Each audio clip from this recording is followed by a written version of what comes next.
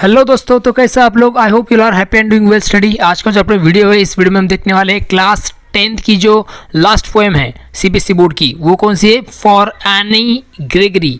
इस पोएम को हम इस वीडियो में डिटेल में समझने वाले हैं। इस पोएम को लिखा था विलियम बटलर ईट्स इन्होंने, तो इस वीडियो में आज हम इस पोएम को अच्छे से समझने वाले हैं।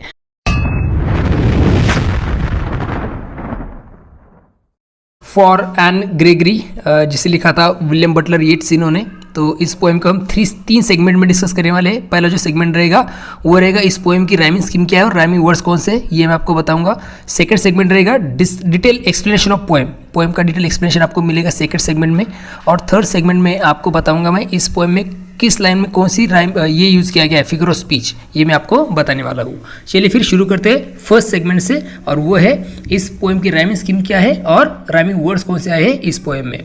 तो शुरुआत में हम देखेंगे कि ये जो पोएम है फॉर एन ग्रेगरी, इसमें आपको दिखाई देगा कि देयर आर 3 स्टांजास, 3 स्टांजास है, ओके। और हर एक जो स्टांजा है वो 6 लाइन का है, अंडरस्टैंड। और देखा जाए तो इस पोएम की जो राइमिंग स्कीम है वो है ABCBDB, ओके। जैसे कि आपको पता है सबको कि राइमिंग स्कीम फाइंड आउट करने के लिए हमें क्या करना होता है, तो जो स्टांजा है उस स्टांजा में जो हर एक लाइन है उसके लास्ट के वर्ड को हमें फोकस करना होता है। तो पहली जो स्टांजा है, पहले स्टांजा के बारे में देखेंगे सबसे पहले। तो वहाँ पे जो आपको लास्ट का वर्ड दिखाई देगा फर्स्ट लाइन में मैन, ओके। सेकंड लाइन में डिस्पेयर, थर्ड लाइन में हनी कलर्ड, फोर्थ लाइन में ईयर, फिफ्थ लाइन में अलोन और सिक्स लाइन में हियर। ये लास्ट के कुछ वर्ड्स हैं जिन्हें हमें फोकस करना होता है। तो देखा जाए तो सबसे पहले मैन को हम कहेंगे A, डिस्पेयर को हम कहेंगे B, हनी कलर को हम कहेंगे C, क्योंकि ये एक दूसरे के साथ राइम नहीं कर रहे, मगर डिस्पेयर जो है वो राइम कर रहा है ईयर के साथ। तो ये रहेगा, डिस्पेयर को हमने B बोला है तो हमें ईयर को भी B कंसिडर करना पड़ेगा। अलोन जो है वो किसी और के साथ राइम नहीं कर रहा है तो उसे हम बोलेंगे D, और हियर जो है वो राइम कर रहा है ईयर और डिस्पेयर के साथ, तो इसे कहा जाएगा B। तो फर्स्ट स्टांजा जो है उसकी राइमिंग स्कीम क्या रहेगी, ABCBDB, ये इसकी क्लियर राइमिंग स्कीम आपको दिखाई देगी। और राइमिंग वर्ड्स आपको दिखाई देंगे, राइमिंग वर्ड्स कौन से फर्स्ट स्टांजा के, तो डिस्पेयर ईयर और ईयर हियर, ये क्या है तो फर्स्ट स्टांजा के राइमिंग वर्ड्स है। सेकंड स्टांजा की भी राइमिंग स्कीम वही है, मगर यहाँ पे जो राइमिंग वर्ड्स आए वो डिटेल मैं आपको बता रहा हूँ। तो इसमें आए हुए राइमिंग वर्ड्स है दियर, डिस्पेयर और डिस्पेयर हियर, ये क्या है तो सेकेंड स्टांजा की राइमिंग वर्ड्स है। और थर्ड जो स्टांजा है उसकी जो राइमिंग वर्ड्स है वो है सेम राइमिंग स्कीम है इसकी भी, और इसकी जो राइमिंग वर्ड्स है वो है डिक्लेयर, डियर, और डियर राइम कर रहा है किसके साथ, तो हियर के साथ। तो ये आपको दिखाई देंगे राइमिंग वर्ड्स इस थर्ड स्टांजा के, ओके। आई होप आपको ये समझ में आ गया है कि कौन सी राइमिंग स्कीम है और कौन से राइमिंग वर्ड्स आपको यहाँ पे दिए गए हैं। अब हम बढ़ेंगे हमारा सेकंड सेगमेंट जो है इस पोएम का, हम अभी क्या करेंगे तो डिटेल में समझ लेंगे। फॉर एनी ग्रेगरी, इस पोएम को समझने से पहले हम क्या करेंगे, थोड़ा सा पोएट के बारे में इंफॉर्मेशन दिया है वो हम अंडरस्टैंड कर लेते हैं। तो क्या इंफॉर्मेशन दिया है, देखो इस पोएम को लिखा था विलियम बटलर ईट्स इन्होंने। तो क्या दिया है, William Butler Yeats was an Irish nationalist. तो सबसे पहले उनका ड्यूरेशन दिया है कि उनका जो बर्थ हुआ वो कब हुआ, 1865 को, और वो डाइड हो गए 1939 को। और वो विलियम बटलर ईट्स जो थे वो एक आयरिश नेशनलिस्ट थे, राष्ट्रवादी थे, आयरलैंड को सपोर्ट करने वाले। He was educated in London and Dublin, और उनका जो एजुकेशन हुआ था वो लंदन और डबलिन में उनका वो एजुकेशन हुआ था। एंड वॉज डबलिन में उनका एजुकेशन हुआ था। And was interested in folklore and mythology, और उनकी जो रुचि थी वो किस में थी, तो फोकलोर मीन्स लोकगीतों में, और माइथोलॉजी मीन्स पौराणिक कथाओं में उनकी खास रुचि थी। He won the Nobel prize for literature in 1923, उन्हें लिटरेचर में 1923 में उन्होंने क्या किया था, तो नोबेल पुरस्कार जीता था। ये थोड़ी सी इंफॉर्मेशन दी थी पोएट के बारे में, तो ये भी आपको काम आ सकती है। चलिए अभी पोएम की तरफ बढ़ते हैं। फॉर एनी ग्रेगरी, ये जो पोएम है इसे हम डिटेल में समझ रहे हैं। तो देखिए शुरुआत में क्या दिया है, this poem is a conversation between a young man and a young women. ये जो पोएम है कन्वर्सेशन है, इसका मतलब बातचीत हो रही है एक यंग मैन, एक नवयुवक और एक नव युवती के बीच में बातचीत हो रही है। What are they arguing about, और ये किस बारे में ये चर्चा कर रहे हैं, किसके बारे में ये आर्ग्यूमेंट कर रहे हैं, ओके, तो ये आज ये हम इस पोएम के माध्यम से समझने वाले हैं। आर्ग्यूइंग मीन्स बहस करना, किस बारे में वो बहस कर रही है हम इस पोएम के माध्यम से समझेंगे। ओके, अभी यंग मैन कौन है ये यहाँ पे बताया गया नहीं, मगर ये यंग वुमेन जो है वो कौन है, एनी ग्रेगरी है, उसी के से बात हो रही है। तो यंग मैन को हम कंसिडर करेंगे as a poet. Young man means poet हम यहाँ पे कंसिडर करेंगे। ओके, वो कौन है ये बताया नहीं गया है, ये आपको याद रखना है। तो देखिए क्या दिया है, फर्स्ट स्टांजा में रीड कर रहा हूँ, साथ ही साथ आपको एक्सप्लेन करता हूँ। Okay, never shall a young man thrown into despair by those great honey colour hair rampart at your ear love you for yourself alone and not your yellow hair. Okay, अभी यहाँ पे poet क्या कह रहा है कि never shall a young man thrown into despair. अभी despair का मतलब होता है hopelessly. Okay, hopelessly fall in love, जिसे हम कह सकते हैं बुरी तरह से प्यार में गिर जाना। Never shall a young man thrown into despair, कोई भी जो यंग मैन है, कोई भी जो नवयुवक है, वो क्या होता है तो बुरी तरह से प्यार में पड़ता है, तुम्हारे प्यार में पड़ता है। तो वो क्यों पड़ता है, by those great honey coloured rampart at your ear, तुम्हारे जो ये हनी कलर के बाल है, येलोइश कलर के जो बाल है, पीले कलर के बाल है, इसकी वजह से वो तुम्हारे प्यार में पड़ता है। ओके, और ये जो हनी कलर के जो बाल है, rampart at your year, rampart का मतलब होता है protecting wall around the fort और कैसल, जो कैसल होता है, किले जो होते हैं उसकी जो प्रोटेक्ट करने वाली जो वॉल्स होती है उसे रैम्पार्ट कहा जाता है। तो यहाँ पे पोएट कह रहा है कि by those great honey coloured rampart at your ear, वो जो हनी कलर के जो बाल है, वो जो पीले कलर के जो बाल है, ओके, येलोइश कलर के जो बाल है, वो क्या है तो एक रैम्पार्ट की तरह है। रैम्पार्ट की तरह मीन्स जो किले को प्रोटेक्ट करने वाली जो वॉल्स होती है बड़ी बड़ी, रैम्पार्ट मीन्स मतलब आप ये आपको कंसिडर कीजिए वॉल। तो वो हनी कलर की जो हेयर है वो क्या है तो एक वॉल की तरह है, जो क्या नहीं दिखाई, जिसकी वजह से तुम्हारे जो ईयर है वो दिखाई नहीं देते हैं सामने वाले को। इसका मतलब है कि जो कोई भी आपको देखेगा, वो आप कोई भी मर्द हो या फिर कोई भी यंग मैन है, तो वो आपके तरफ आकर्षित होगा या फिर आपकी तरफ वो खींचा चलाएगा because of your honey colour hair. वो आपकी आंतरिक सुंदरता को नहीं देखेगा। ओके, वो आपकी मीन्स उसकी आंतरिक सुंदरता को देख नहीं पाएगा, क्योंकि ये जो हनी कलर हेयर है उसने क्या किया है, उसके कानों को क्या किया है तो प्रोटेक्ट करके रखा है, उसे छुपा के रखा है। इसकी वजह से love you for yourself alone and not your yellow hair, कोई भी जो आदमी है वो एनी को क्या नहीं करता है तो उसकी आंतरिक मीन्स इनर ब्यूटी के लिए क्या नहीं करता है तो प्यार नहीं करता है या फिर प्यार नहीं कर सकता है, और ना ही उसकी जो पीले बाल है उसके लिए प्यार कर सकता है, क्योंकि उसे निराशा में फेंक दिया गया है।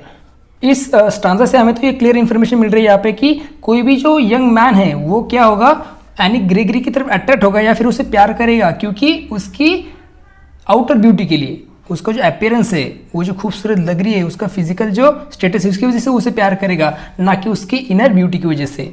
समझ में आ गया आपको? आई होप आपको फर्स्ट स्टांजा आपको समझ में आ गया है।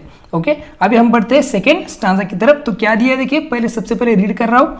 But I can get a hair dye, okay, and set such colour there brown और ब्लैक और carrot that young men in despair may love me for myself alone, not my yellow hair।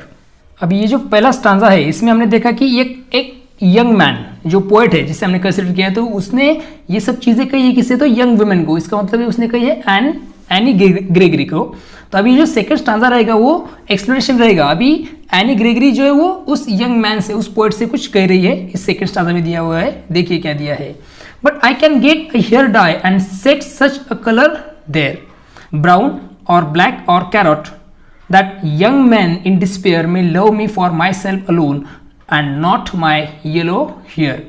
तो यहाँ पे any Gregory कह रही है poet से कि but I can get a hair dye, मैं मेरे हेयर को, मेरे जो बाल है उसे मैं कलर कर सकती हूँ, एंड सेट सच कलर देर, और कौन से कलर में मेरे बालों को दे सकती हूँ तो ब्राउन और ब्लैक और कैरेट। ओके, इस तरह के कलर में मेरे बालों को दे सकती हूँ। और इस वजह say that young man in despair, जो यंग मैन जो नाराज हुआ है या फिर जो होपलेसली मेरे प्यार में पड़ा हुआ है, मे love me for myself alone. Okay, वो जो मेरे प्यार में पड़ा हुआ है होपलेसली, वो क्या करेगा तो मुझसे प्यार करेगा, मुझसे लव करेगा फॉर माई सेल्फ अलोन, मेरे लिए, मेरे इनर ब्यूटी की वजह से, ना कि मेरे एक्सटर्नल अपीयरेंस की वजह से, and not my yellow hair. Yellow hair का मतलब अभी हमने देखा है कि external beauty, okay, yellow hair का मतलब होता है एक्सटर्नल ब्यूटी, तो वो ना कि वो जो कोई यंग मैन है वो उसे उसके एक्सटर्नल ब्यूटी की वजह से, ओके, एक्सटर्नल अपीयरेंस की वजह से प्यार ना करे, बल्कि वो उसके इनर ब्यूटी की वजह से प्यार करे। अभी यहाँ पे जो एनी ग्रेगरी है या फिर पोइट यहाँ पे क्या कर रहा है कि एनी ग्रेगरी उसे कहती है कि वो कलर को क्या कर सकती है, तो कलर कर सकती है, ब्राउन या फिर ब्लैक या फिर कैरेट कलर में उसे ट्रांसफर कर सकती है। इसका मतलब है कि ये जो टेम्पररी चीज़ें हैं, ओके, एनी क्या कन्वे करना चाहती है इसके माध्यम से कि जो कुछ भी विजिबली दिख रहा है, ओके, आउटसाइड जो दिख रहा है वो सब आर्टिफिशियल है, वो टेम्पररी है, ओके, वो चेंजेबल है, मगर उसका जो इनर ब्यूटी है वो क्या है, तो लाइफ लॉन्ग रहने वाला है, ओके, ऐसा यहाँ पर वो बोल रही है। तो इसलिए वो बोलती है कि the young man in despair may love me for myself alone and not my yellow hair. तो अगर मैं बाल चेंज कर लूँगी, बालों के कलर चेंज कर लूँगी, तो डेफिनेटली वो क्या करेगा, तो मुझे मेरे इनर ब्यूटी की वजह से प्यार करेगा, ना कि मेरे येलो हेयर की वजह से या फिर आउटर ब्यूटी की वजह से। ऐसा वो बोलती है कौन, एनी ग्रेगरी वहाँ पर। तो इस पर अभी ये स्टांजा जो था वो किसने बोला है, तो एनी ग्रेगरी ने बोला है। तो अभी थर्ड स्टांजा की तरफ हम बढ़ते हैं। आई वो आपको सेकंड स्टांजा अच्छे से समझ में आया है, ओके। तो अभी थर्ड स्टांजा में क्या दिया है, चलिए समझते हैं। ये जो लास्ट स्टांजा है ये क्या होने वाला है, तो फिर से वो जो यंग मैन है वो अभी किससे कह रहा है ये बातें, तो उस एनी ग्रेगरी को वो कह रहा है। तो क्या कह रहा है, देखो, I heard an old religious man but yesterday night declare that he had found a text to prove that only God, my dear, could love you for yourself alone and not your yellow hair। तो वो जो poet है या फिर जो young man है वो क्या कह रहा है कि I heard an old religious man but yesterday declare, मैंने क्या, तो कल एक ओल्ड रिलीजियस मैन से सुना था, क्या सुना था कि, और उसने डिक्लेयर किया था, उसने क्या बताया, उस ओल्ड रिलीजियस मैन ने उसे क्या बताया कि he had found a text to prove that only God, उसने एक टेक्स्ट मिला है और उस टेक्स्ट ने ये प्रूव किया है कि only God could love you for yourself alone। एक गॉड ही है, ओके, एक आपका ईश्वरी है जो आपको क्या करता है, तो आपकी इनर ब्यूटी की वजह से प्यार करता है, नॉट योर येलो हेयर, ना कि आपके एक्सटर्नल अपीयरेंस के लिए, ओके। कोई भी एक्सटर्नल ब्यूटी की वजह से वो आपसे क्या नहीं करता है, तो प्यार नहीं करता है, तो वो आपकी इनर ब्यूटी की वजह से प्यार करता है। और वो कौन है, तो that is God only. God is only capable to look beyond the external beauty of a person. एक एक्सटर्नल ब्यूटी जो है किसी भी पर्सन की, उसके बाहर या फिर उसके आगे देखने की कैपेबिलिटी सिर्फ किसके पास है, तो गॉड के पास है। तो गॉड ही एक ऐसा है कि जो आपको क्या करता है, तो प्यार करता है because of your inner qualities, okay, not for your yellow hair, ना कि योर एक्सटर्नल अपीयरेंस के लिए। तो यहाँ पर पोएट ऐसा यहाँ पे हमें बता रहा है, ओके। इसका मतलब है कि कोई भी जो ह्यूमन है, कोई भी जो आदमी है, कोई भी यंग मैन है, वो अट्रैक्ट होगा किसी भी यंग लेडी की तरफ। तो वो किसकी वजह से अट्रैक्ट होगा, तो because of her outer beauty, उसका जो एक्सटर्नल अपीयरेंस है उसकी वजह से, ओके, क्योंकि उसके पास एक कैपेबिलिटी नहीं है बियॉन्ड देखने की, ओके, एक्सटर्नल इंटरनल ब्यूटी देखने की उसके पास कैपेबिलिटी नहीं है। ऐसे यहाँ पर हमें मैसेज यहाँ से मिलता है, ओके। तो बहुत खूबसूरत ऐसी जो पोएम है विलियम बटलर येट्स इन्होंने लिखी हुई, ये आज यहाँ पे क्या हो रही है, तो खत्म हो रही है। आई होप आपको ये पोएम अच्छे से समझ में आई है। इसके बाद हम बढ़ने वाले नेक्स्ट के पॉइंट की तरफ, और वो है इस पोएम में कौन से फिगर्स ऑफ स्पीच आए हैं, ये मैं आपको अभी डिटेल में बताने वाला हूँ। फिगर्स ऑफ स्पीच को देखने से पहले हम देखेंगे इस पोएम की थीम क्या है। तो थीम जैसे आपके स्क्रीन पर दिख रही है, देखो, ये जो पोएम है, the poem shows the true nature of human as they are always carried away by the outer beauty and never pay attention to the true nature of a person. जो ये पोएम हमें बताती है कि जो true nature है human का, वो क्या है, तो वो हर बार क्या करता है, तो आउटर ब्यूटी को देखता है और वो कभी अटेंशन नहीं देता है, या फिर कभी वो ख्याल नहीं करता है कि सच्चा नेचर क्या है, ट्रू नेचर क्या है किसी भी इंसान का, उसकी इनर ब्यूटी क्या है, उसकी तरफ वो देखेगा नहीं। तो हर बार वो क्या करेगा, तो आउटर ब्यूटी की तरफ ही अट्रैक्ट होता है। ये हमें इससे समझ में आता है। और only God can love a person for their inner beauty and not for their physical beauty. और सिर्फ गॉड ही ऐसा है कि जो आपको क्या करता है, या फिर किसी भी पर्सन की जो इनर ब्यूटी उससे प्यार करता है, ना कि किसी फिजिकल ब्यूटी से वो प्यार करता है। इसका मतलब जो आउटर ब्यूटी उससे गॉड प्यार नहीं करता है, तो गॉड प्यार करता है किससे, तो आपकी इनर ब्यूटी से। ये मैसेज हमें इस पोएम से मिलता है और यही क्या रहेगी इस पोएम की थीम रहने वाली है, ओके। तो चलिए फिर अभी फिगर्स ऑफ स्पीच की तरफ बढ़ते हैं। कौन से फिगर्स ऑफ स्पीच आए हैं ये सबसे पहले बता दूं। लाइन नंबर 3 और 4 जो दिख रही है, by those great honey coloured rampart at your ear. यहाँ पे हनी कलर हेयर जो उस एनी ग्रेगरी के हेयर से बाल है उसे कंपेयर किया गया है रैम्पार्ट्स के साथ। रैम्पार्ट्स क्या होता है? तो एक वॉल जो किसके अराउंड होती है, तो किसी भी फोर्ट के या कैसल के अराउंड होती है। तो यहाँ पे विदाउट यूजिंग लाइक और एज वर्ड उस एनी ग्रेगरी की जो बाल है उसे कंपेयर किया गया है किसके साथ? तो रैम्पार्ट्स के साथ। रैम्पार्ट्स का मतलब मैंने आपको फिर से बताता हूँ, एक वॉल होती है जो प्रोटेक्ट करती है किसे? तो फोर्ट को, किले को प्रोटेक्ट करने वाली वॉल। तो ये एग्जाम्पल बन गया मेटाफर का। ओके, समझ में आ गया आपको? उसके साथ उसके बाद की लाइन दिख रही है, देखो, love you for yourself alone. यहाँ पे जो रिपीटेशन ऑफ साउंड आपको दिख रहा है, वाई वाई, ये जो वाई साउंड है वहां पे रिपीट हुआ है, कॉन्सोनेंट साउंड। तो ये एग्जाम्पल रहेगा एलिट्रेशन का। अंडरस्टैंड? अभी आपको बता दूं कि ये जो मेटाफर एलिट्रेशन में आपको बता रहा हूँ, इस पर मैंने स्पेशल वीडियो भी बनाए, वो भी आप जाकर देख सकते हैं और उसे अच्छे से समझ सकते हैं। और उसके बाद की जो लाइन है, and not your yellow hair, यहाँ पे आपको दिखाई देगा कि जो वाई साउंड है वो रिपीट हो रहा है। तो ये एग्जाम्पल रहेगा किसका? तो एलिट्रेशन का।